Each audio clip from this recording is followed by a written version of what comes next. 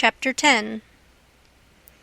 After breakfast I wanted to talk about the dead man and guess out how he came to be killed, but Jim didn't want to. He said it would fetch bad luck, and besides, he said he might come and haunt us. He said a man that wasn't buried was more likely to go a-haunting around than one that was planted and comfortable. That sounded pretty reasonable, so I didn't say no more, but I couldn't keep from studying over it and wishing I knowed who shot the man and what they done it for. We rummaged the clothes we'd got and found $8 in silver sewed up in the lining of an old blanket overcoat. Jim said he reckoned the people in that house stole the coat, because if they'd knowed the money was there, they wouldn't have left it. I said I reckoned they killed him, too, but Jim didn't want to talk about that. I says, "Now, you think it's bad luck, but what did you say when I fetched in the snakeskin that I found on the top of the ridge day before yesterday? You said it was the worst bad luck in the world to touch snakeskin with my hands. Well, here's your bad luck. We've raked in all this truck and $8 besides. I wish we could have some bad luck like this every day, Jim." "Never you mind, honey, never you mind. Don't you get too pert. It's a-comin'. Mind I tell you, it's a-comin'." It did come, too. It was a Tuesday that we had that talk. Well, after dinner Friday, we was layin' around in the grass at the upper end of the ridge and got out of tobacco. I went to the cavern to get some and found a rattlesnake in there. I killed him and curled him up on the foot of Jim's blanket ever so natural, thinking there'd be some fun when Jim found him there. Well, by night I forgot all about the snake, and when Jim flung himself down on the blanket while I struck a light, the snake's mate was there and bit him. He jumped up yellin', and the first thing the light showed was the varmint curled up and ready for another spring. I laid him out in a second with a stick, and Jim grabbed Pap's whiskey jug and began to pour it down. He was barefooted, and the snake bit him right on the heel. That all comes of my being such a fool as to not remember that wherever you leave a dead snake, its mate always comes there and curls around it. Jim told me to chop off the snake's head and throw it away, and then skin the body and roast a piece of it. I done it, and he eat it, and said it would help cure him. He made me take off the rattles and tie them around his wrist, too. He said that would help. Then I slid out quiet and throwed the snakes clear away amongst the bushes, for I warn't going to let Jim find out it was all my fault, not if I could help it. Jim sucked and sucked at the jug, and now and then he got out of his head and pitched around and yelled, but every time he come to himself, he went to sucking at the jug again. His foot swelled up pretty big, and so did his leg, but by and by the drunk begun to come, and so I judged he was all right, but I'd druther been bit with a snake than Pap's whiskey. Jim was laid up for 4 days and nights. Then the swellin' was all gone, and he was around again. I made up my mind I wouldn't ever take a holt of a snakeskin again with my hands, now that I see what had come of it. Jim said he reckoned I would believe him next time, and he said that handling a snakeskin was such awful bad luck that maybe we hadn't got to the end of it yet. He said he'd druther see the new moon over his left shoulder as much as 1,000 times than take up a snakeskin in his hand. Well, I was getting to feel that way myself, though I've always reckoned that looking at the new moon over your left shoulder is one of the carelessest and foolishest things a body can do.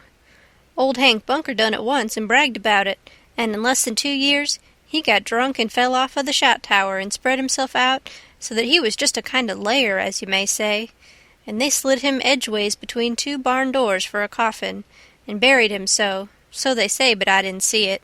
Pap told me. But anyway, it all come of looking at the moon that way, like a fool. Well, the days went along and the river went down between its banks again, and about the first thing we done was to bait one of the big hooks with a skinned rabbit, and set it and catch a catfish that was as big as a man, being 6 foot 2 inches long, and weighed over 200 pounds. We couldn't handle him, of course. He would have flung us into Illinois. We just sat there and watched him rip and tear around till he drownded. We found a brass button in his stomach, and a round ball, and lots of rubbage. We split the ball open with the hatchet, and there was a spool in it. Jim said he'd had it there a long time to coat it over so and make a ball of it. It was as big a fish as was ever catched in the Mississippi, I reckon. Jim said he hadn't ever seen a bigger one. He would have been worth a good deal over at the village. They peddle out such a fish as that by the pound in the market-house there. Everybody buys some of him. His meat's as white as snow and makes a good fry. Next morning I said it was getting slow and dull and I wanted to get a stirring up some way. I said I reckoned I would slip over the river and find out what was going on. Jim liked that notion, but he said I must go in the dark and look sharp. Then he studied it over and said, couldn't I put on some of them old things and dress up like a girl? That was a good notion, too. So we shortened up one of the calico gowns, and I turned up my trouser legs to my knees and got into it. Jim hitched it behind with the hooks, and it was a fair fit. I put on the sunbonnet and tied it under my chin, and then for a body to look in and see my face was like looking down a joint of stovepipe. Jim said nobody would know me, even in the daytime hardly. I practiced around all day to get the hang of the things, and by I could do pretty well in them, only Jim said I didn't walk like a girl, and he said I must quit pulling up my gown to get at my breeches pocket. I took notice and done better. I started up the Illinois shore in the canoe just after dark. I started across to the town from a little below the ferry landing, and the drift of the current fetched me in at the bottom of the town. I tied up and started along the bank. There was a light burning in a little shanty that hadn't been lived in for a long time, and I wondered who had took up quarters there. I slipped up and peeped in at the window. There was a woman, about 40-year-old, in there, knitting by a candle that was on a pine table. I didn't know her face. She was a stranger, for you couldn't start a face in that town that I didn't know. Now, this was lucky, because I was weakening. I was getting afraid I had come. People might know my voice and find me out. But if this woman had been in such a little town 2 days, she could tell me all I wanted to know. So I knocked at the door, and made up my mind I wouldn't forget I was a girl. End of Chapter 10. Chapter 11. "Come in," says the woman, and I did. She says, "Take a cheer." I done it. She looked me all over with her little shiny eyes, and says, "What might your name be?" "Sarah Williams." "Whereabouts do you live, in this neighborhood?" "No'm, in Hookerville, 7 mile below. I've walked all the way, and I'm all tired out." "Hungry, too, I reckon. I'll find you something." "No'm, I ain't hungry. I was so hungry I had to stop 2 miles below here at a farm, so I ain't hungry no more. It's what makes me so late. My mother's down sick and out of money and everything, and I come to tell my Uncle Abner Moore. He lives at the upper end of the town, she says. I hain't ever been here before. Do you know him?" "No, but I don't know everybody yet. I haven't lived here quite 2 weeks. It's a considerable ways to the upper end of the town. You better stay here all night. Take off your bonnet." "No," I says, "I'll rest a while, I reckon, and go on. I ain't afeard of the dark." She said she wouldn't let me go by myself, but her husband would be in by, maybe in an hour and a half, and she'd send him along with me. Then she got to talking about her husband, and about her relations up the river, and her relations down the river, and about how much better off they used to was, and how they didn't know but they'd made a mistake comin' to our town, instead of letting well alone, and so on, till I was afeard I had made a mistake comin' to her to find out what was going on in the town. But by she dropped on to Pap and the murder, and then I was pretty willin' to let her clatter right along. She told about me and Tom Sawyer finding the $6,000, only she got it 10, and all about Pap and what a hard lot he was, and what a hard lot I was, and at last she got down to where I was murdered. I says, "Who done it? We've heard considerable about these goings-on down in Hookerville, but we don't know who 'twas that killed Huck Finn." "Well, I reckon there's a right smart chance of people here that'd like to know who killed him. Some think old Finn done it himself." "No, is that so?" "Most everybody thought it at first. He'll never know how nigh he came to getting lynched, but before night they changed around and judged it was done by a runaway nigger named Jim." "Why, he—" I stopped. I reckoned I better keep still. She run on and never noticed I had put in at all. "The nigger run off the very night Huck Finn was killed, so there's a reward out for him, $300, and there's a reward out for old Finn, too, $200. You see, he came to town the morning after the murder and told about it, and was out with him on the ferry boat hunt, and right away after he up and left. Before night they wanted to lynch him, but he was gone, you see. Well, next day they found out the nigger was gone. They found out he hadn't been seen since 10 o'clock the night the murder was done. So then they put it on him, you see, and while they was full of it, next day back comes old Finn, and went boo-hooing to Judge Thatcher to get money to hunt for the nigger all over Illinois with. The judge gave him some, and that evening he got drunk and was around till after midnight with a couple of mighty hard-looking strangers, and then went off with them. Well, he hain't come back since, and they hain't looking for him back till this thing blows over a little, for people thinks now that he killed his boy and fixed things so folks would think robbers done it, and then he'd get Huck's money without having to bother a long time with a lawsuit. People do say he warn't any too good to do it. Oh, he's sly, I reckon. If he don't come back for a year, he'll be all right. You can't prove anything on him, you know. Everything will be quieted down then, and he'll walk in Huck's money as easy as nothing.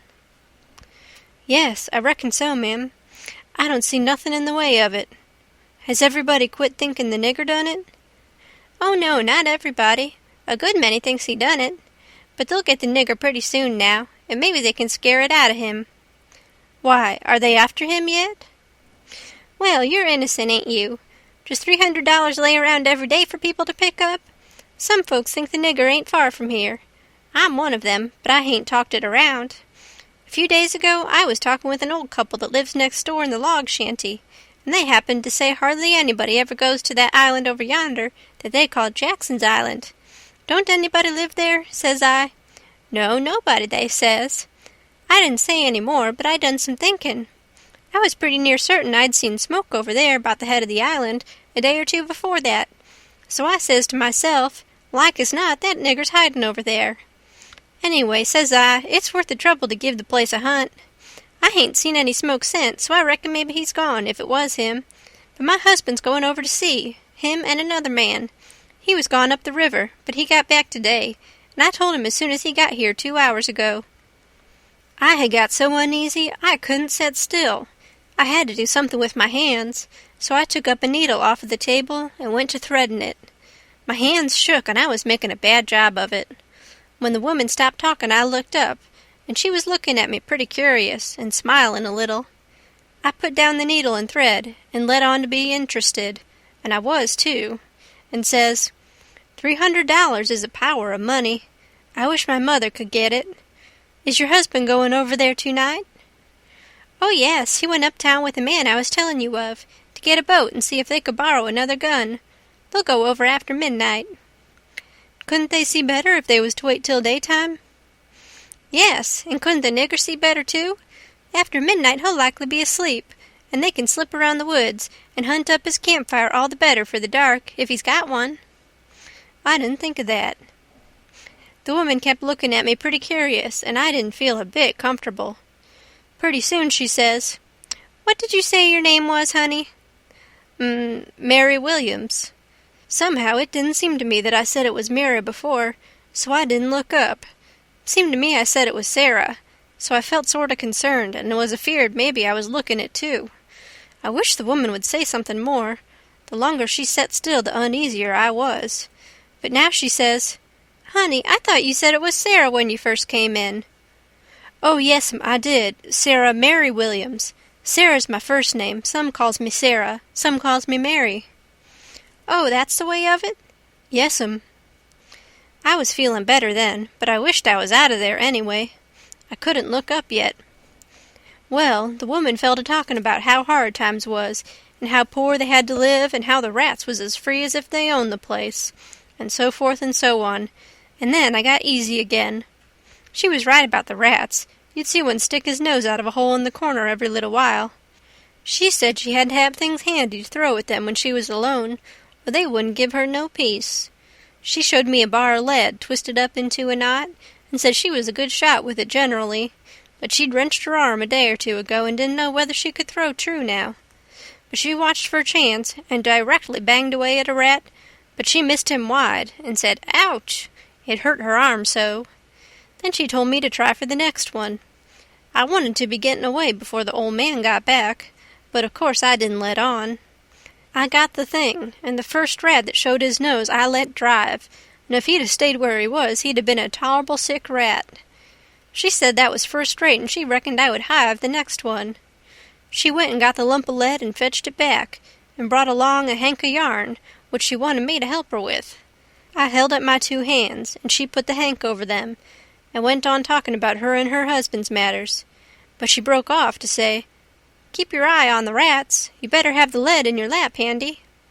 So she dropped the lump into my lap just at that moment, and I clapped my legs together on it, and she went on talking, but only about a minute.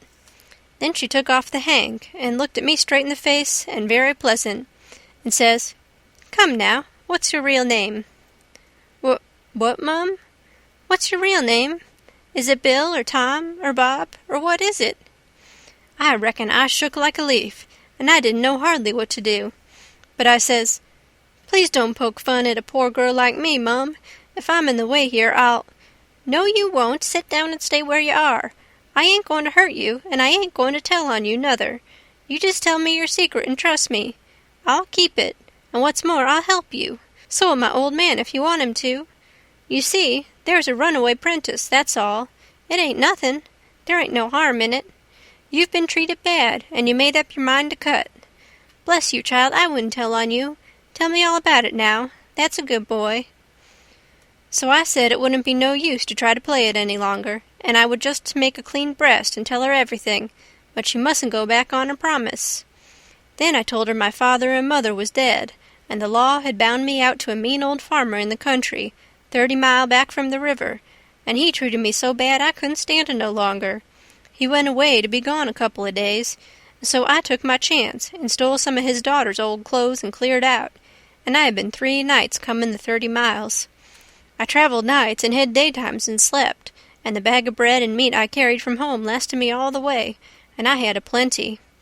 I said I believed my Uncle Abner Moore would take care of me, and so that was why I struck out for this town of Goshen. "Goshen, child? This ain't Goshen. This is St. Petersburg. Goshen's 10 mile further up the river. Who told you this was Goshen?" "Why, I met a man at daybreak this morning, just as I was going to turn into the woods for my regular sleep. He told me when the roads forked I must take the right hand, and 5 mile would fetch me to Goshen." "He was drunk, I reckon. He told you just exactly wrong." "Well, he did act like he was drunk, but it ain't no matter now. I got to be moving along. I'll fetch Goshen before daylight." "Hold on a minute. I'll put you up a snack to eat. You might want it." So she put me up a snack and says, "Say, when a cow's layin' down, which end of her gets up first? Answer up prompt now. Don't stop to study over it. Which end gets up first?" "The hind end, Mum." "Well, then, a horse?" "The for'ard end, Mum." "Which side of a tree does the moss grow on?" "North side." "If 15 cows is browsing on a hillside, how many of them eats with their heads pointing in the same direction?" "The whole 15, Mum." "Well, I reckon you have lived in the country. I thought maybe you was trying to hocus me again. What's your real name, now?" "George Peters, Mum." "Well, try to remember it, George. Don't forget and tell me it's Alexander before you go, and then get out by saying it's George Alexander when I catch you. And don't go about women in that old calico. You do a girl tolerable poor, but you might fool men, maybe. Bless you, child, when you set out to thread a needle, don't hold the thread still and fetch the needle up to it. Hold the needle still and poke the thread at it. That's the way a woman most always does it, but a man always does it the other way. When you throw at a rat or anything, hit yourself up a tiptoe and fetch your hand up over your head as awkward as you can, and miss your rat about 6 or 7 foot. Throw stiff-armed from the shoulder, like there was a pivot there for it to turn on, like a girl, not from the wrist and elbow with your arm out to one side like a boy. And mind you, when a girl tries to catch anything in her lap, she throws her knees apart. She don't clap them together, the way you did when you catched the lump of lead. Why, I spotted you for a boy when you was threading the needle, and I contrived the other things just to make certain. Now, trot along to your uncle, Sarah Mary Williams George Alexander Peters, and if you get into trouble, you send word to Mrs. Judith Loftus, which is me, and I'll do what I can to get you out of it. Keep the river road all the way, and next time you tramp, take shoes and socks with you. The river road's a rocky one, and your feet'll be in a condition when you get to Goshen, I reckon." I went up the bank about 50 yards, and then I doubled on my tracks and slipped back to where my canoe was, a good piece below the house. I jumped in and was off in a hurry. I went upstream far enough to make the head of the island, and then started across. I took off the sunbonnet, for I didn't want no blinders on then. When I was about the middle, I heard the clock begin to strike, so I stops and listens. The sound come faint over the water, but clear. 11. When I struck the head of the island, I never waited to blow, though I was most winded, but I shoved right into the timber where my old camp used to be, and started a good fire there on a high and dry spot. Then I jumped in the canoe and dug out for our place, 1.5 miles below, as hard as I could go. I landed and slapped through the timber and up the ridge and into the cavern. There Jim laid, sound asleep on the ground. I roused him out and says, "Get up and hump yourself, Jim. There ain't a minute to lose. They're after us." Jim never asked no questions. He never said a word, but the way he worked for the next half an hour showed about how he was scared. By that time everything we had in the world was on our raft, and she was ready to be shoved out from the willow cove where she was hid. We put out the campfire at the cavern the first thing, and didn't show a candle outside after that. I took the canoe out from the shore a little piece, and took a look, but if there was a boat around I couldn't see it, for stars and shadows ain't good to see by. Then we got out the raft and slipped along down in the shade, past the foot of the island dead still, never saying a word. End of chapter 11.